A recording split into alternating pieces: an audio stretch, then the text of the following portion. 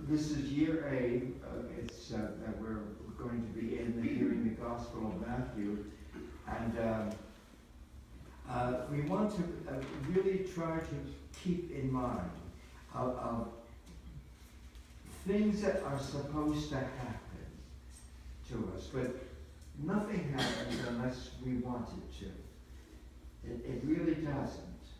We have to want change in our lives. We really do. And yet, this is something that we want to keep in mind, that if we don't change, we don't grow. We're supposed to grow constantly, year after year. That it's not just, oh, dear, ho hum, the same old thing. Every year is supposed to be different because we are changing. And we experience that in our journey of life. That especially if we allow that to happen in our lives, that we're not afraid whatsoever of experiencing life as it is. That we're going to make our journey, and then in the course of our journey, we are going to be surprised by God over and over and over again. But we have to be aware of it. We may be aware of it later on. We're human beings, and we can fail to see sometimes the graces that the Holy Spirit sends us. But eventually, God keeps reminding us, gently, very gently. And when we are reminded, when we say, oh, I suddenly remember something of something great or something and the like. It's God telling us something about our human life, that we have a journey to make. And it's up to us, and very greatly, of how that journey goes. We have to give ourselves, that is for sure. But one of the things that we want to keep in mind, and in a world that so frequently is too self-centered, and when we can make our journey realizing that it's not all about me. It's about us. That it really is.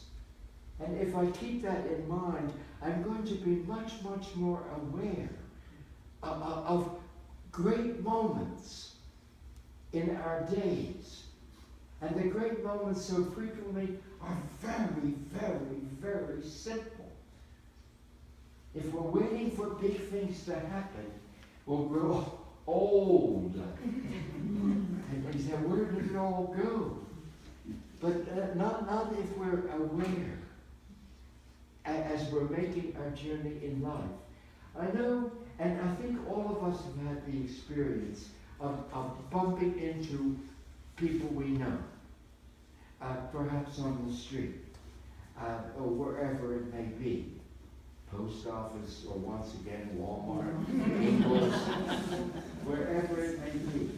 But and so often in the course of our lives, we are in a hurry,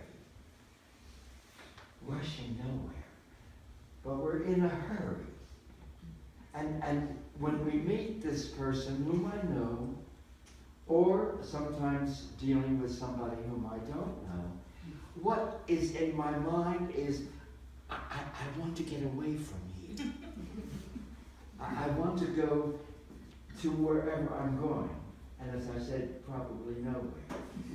But I want to get away. Instead of giving oneself to the moment. Do you know there's something great about a human being?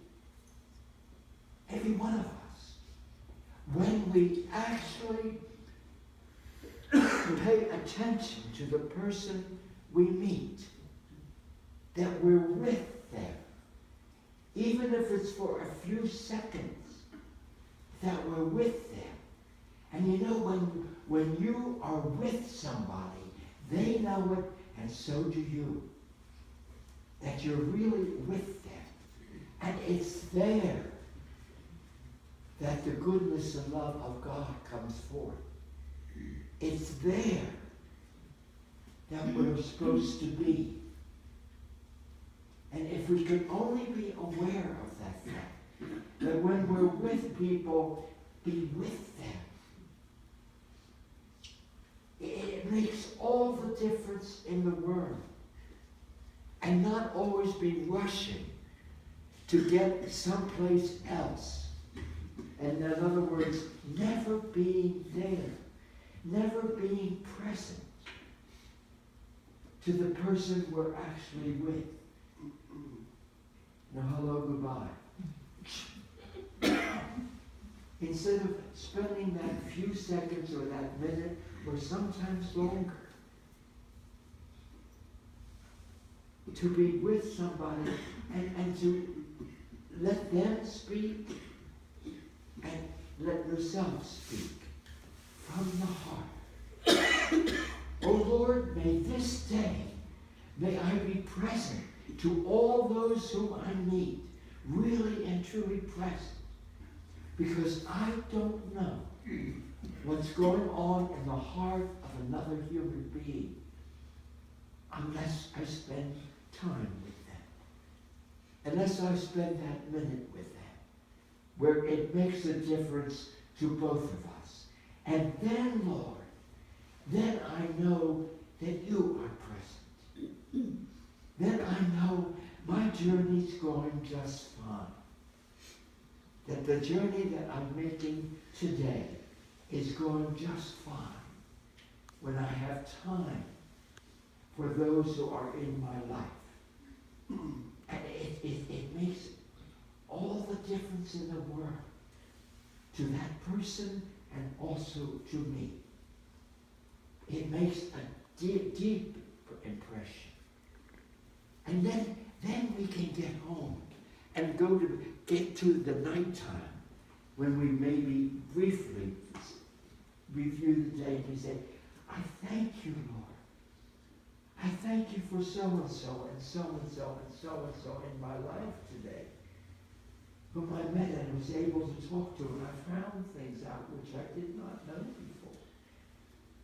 I give you thanks that my life was richer today because I spent the time with another human being. You know that because of the way we're created to be human. So when I meet another human being, guess whom I'm meeting also? Always. I am meeting Jesus Christ. Always. When I meet another human being. And it's wonderful of what it is that we can make of our lives. It's wonderful. And it doesn't take really too much. It just means being there. Being there for one another. And in whatever it is that we're doing. And being present. Being present to them and them to us. And it is beautiful, dear people of God. It is beautiful when one human being is there with another human being. It is a beautiful experience. But there again, we have to want it to be so. We have to want it to be so. If I'm in a hurry, I miss an awful lot of the important things of life, the really important things in life. So I ask us during this Advent, these 4 weeks, to keep that in mind. I have met people throughout my years who really loved Advent, really loved the preparation period to celebrate the birth of Jesus Christ. was a very special time in their life. And that, once again, is up to you and it's up to me, of what we make of it, of what we do in the course of that Advent. And all I'm saying is that if the Advent is a success, then keep it up. And keep it up. You found something great. Just let it continue to happen in your life. And before you know it, it will be Lent.